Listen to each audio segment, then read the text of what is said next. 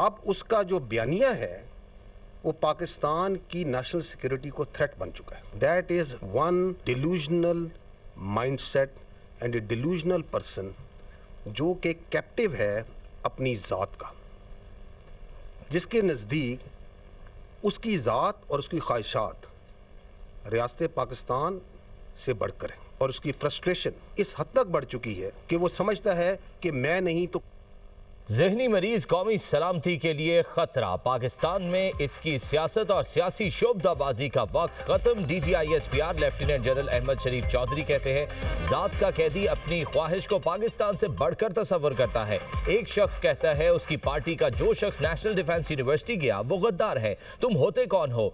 भेजो अपने बच्चों को फौज में, उनको बाहर रखा हुआ है। पहले अपनी औलाद को फौज में भेजो, फिर बयानिया बनाना। किसी को अफवाज पाकिस्तान और अवाम में दरार डालने की इजाजत नहीं दी जा सकती।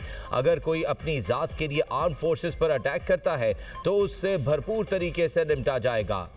क्या एक शख्स किसी और मुल्क की फौज के लिए रास्ता बनाना चाह रहा है? ये क्लियर है, जो ये चाह रहा है वो नहीं हो सकता। अब सियासत खत्म हो चुकी, कोई अभाम नहीं रहना चाहिए। कौन सी सियासत इजाजत देती है आप मुजरिम से मुलाकात करें?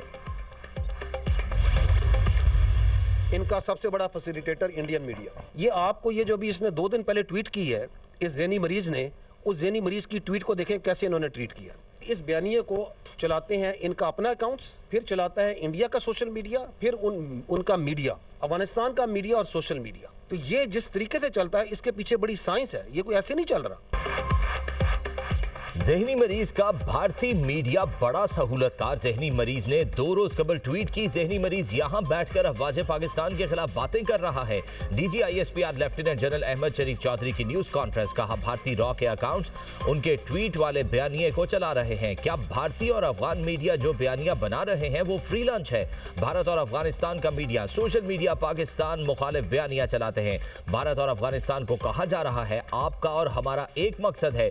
उसकी तक ये है जो ISPR में है वो गद्दार है। वो कहता है फौज में जो भी शख्स है गद्दार है। तुम किसकी जुबान बोल रहे हो? तुम मुल्क को क्या पैगाम दे रहे हो? खुद को समझते क्या हो? तुम कुछ लोगों को कुछ वक्त के लिए बेवकूफ बना सकते हो।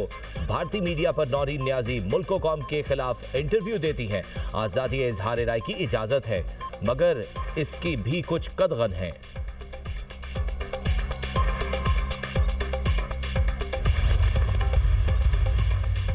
दहशतगर्दी के खात्मे के लिए सियासी मर्जी दरकार। नेशनल एक्शन प्लान पर अमल दरामद जरूरी। DGISPR का कहना है दहशतगर्दी एक दिन में खत्म नहीं हो सकती। हमने एक जुबान होकर बयानिया बनाया, आप उसके बरअक्स काम कर रहे हैं। आपने हर चीज पर सियासत को हावी कर दिया। हमने इस रियासत के तहफ़्फ़ुज़ की कसम खाई है। रोजाना की बुनियाद पर पाकिस्तान और अवाम के लिए कुर्बानियां दे रहे हैं। इंटेलिजेंस बेस्ड ऑपरेशंस में 1943 फितनाल खवारिज को जहन्नुम वासिल किया गया। हमारे जवानों ने भी जामे शहादत नोश किया। जो हमने आज कहा कभी नहीं कहा, जो इन्होंने किया वो भी कभी किसी ने नहीं किया। 9 मई का मुकदमा अफवाज पाकिस्तान नहीं कौम का मुकदमा है। शोहदा की यादगारों पर हमला किया गया। फौजी अदालतों में 9 मई से मुतालिक मुकदमात निपटा दिए गए।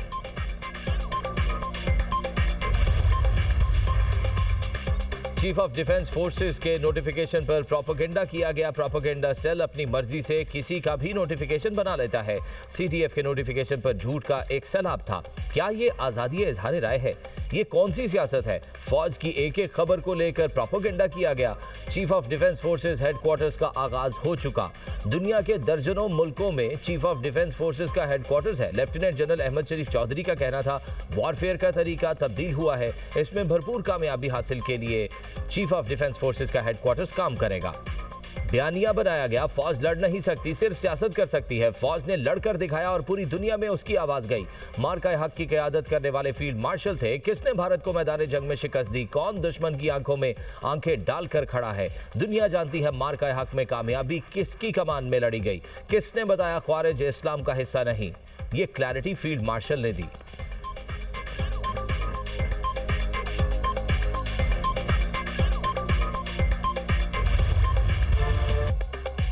फील्ड मार्शल आर्मी चीफ के साथ चीफ ऑफ डिफेंस फोर्सेस भी बन गए। सैयद आसिम मुनीर की बतौर चीफ ऑफ डिफेंस फोर्सेस तैनाती का नोटिफिकेशन जारी। वजारत दिफा ने सदर मुमलिकत की मंजूरी के बाद नोटिफिकेशन जारी किया। सदर मुमलिकत ने चीफ ऑफ डिफेंस फोर्सेस की तैनाती की समरी की मंजूरी दी। फील्ड मार्शल सैयद आसिम मुनीर की तैनाती 5 साल के लिए है। Air chief marshal Zaheer Ahmed Babar Sidhu की मुद्दत मुलाजमत में भी 2 साल की तौसी का नोटिफिकेशन जारी। इजाफी मुद्दत इनकी मौजूदा मुद्दत मुलाजमत खत्म होने के बाद 19 मार्च 2026 से नाफिजुल अमल होगी। सदर मुमलिकत और वजीर आजम का चीफ ऑफ डिफेंस फोर्सेस और एयर चीफ के लिए नेक ख्वाहिशात का इजहार। शहबाज शरीफ ने कहा, फील्ड मार्शल की क़यादत में बहादुर अफवाज ने दुश्मन को इबरतनाक शिकस्त दी। मुल्क के दिफा को मिलकर नाकाबिले तस्खीर बनाएंगे। दिफा, तरक्की और खुशहाली के लिए तमाम इदारे मिलकर काम करेंगे।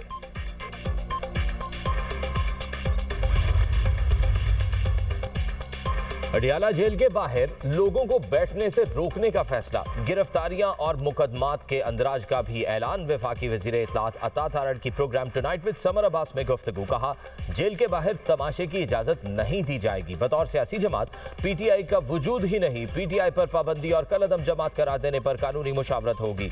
ये लोग सियासतदान नहीं, दहशतगर्द हैं। गवर्नर राज का एक ऑप्शन मौजूद है। सुहेल आफरीदी, अमनो अमान ठीक नहीं करेंगे तो ये ऑप्शन मौजूद है। पीटीआई ने मुज़ाकरात की ट्रेन मिस कर दी। सिविल और मिलिट्री लीडरशिप फैसला कर चुकी, अब ऐसे नहीं चलने दिया जाएगा। सोशल मीडिया के खिलाफ घेरा तंग होगा। जो शख्स रवैया तब्दील नहीं करेगा उसके साथ सख्ती होगी। बानी पीटीआई भारत और अफगानिस्तान के लिए स्पेस पैदा करना चाहते हैं।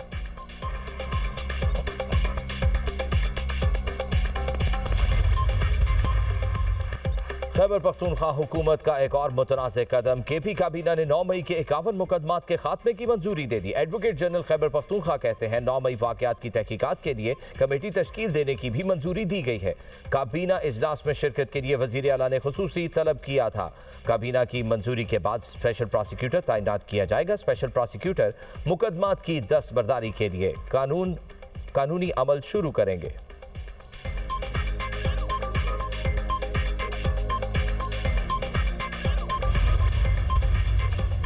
नेपा सानेहा खुले मैन होल्स के लिए हंगामी बुनियादों पर इकदाम का फैसला। मेयर कराची की ज़ेर सदारत बल्दिया उज़्मा कराची का अहम इजलास। शहर भर में मैन होल्स की सूरत हाल का तफसीली जायजा। बगैर ढक्कन या टूटे फूटे मैन होल्स से शहरियों को दरपेश संगीन खतरात पर गहरी तशवीश का इजहार। मुर्तज़ा वहाब ने शहर भर में मैन होल्स की फौरी मुरम्मत और हिफाजत यकीनी बनाने का टास्क दे दिया। कहा, शहरियों की हिफाजत अव्वलीन तरजीह है। कराची में तालीमी इदारों के बाहर खुले गटर बच्चों की जिंदगियों के लिए बदस्तूर खतरा। शाह फैसल कॉलोनी में खुले मैन होल्स से शहरी परेशान। तलबा का खुले मैन होल्स और गंदगी से भरे नालों पर तहफ़्फ़ुज़ात का इजहार। कराची में खुले गटर में बच्ची के गिरने का एक और वाक़या। मंगू पीर गरम चश्मा के करीब तलबा खुले गटर में गिर गई। शहरी ने बच्ची को बरवक्त निकाल लिया। बच्ची छुट्टी के बाद घर जा रही थी कि स्कूल के सामने गटर में गिर गई।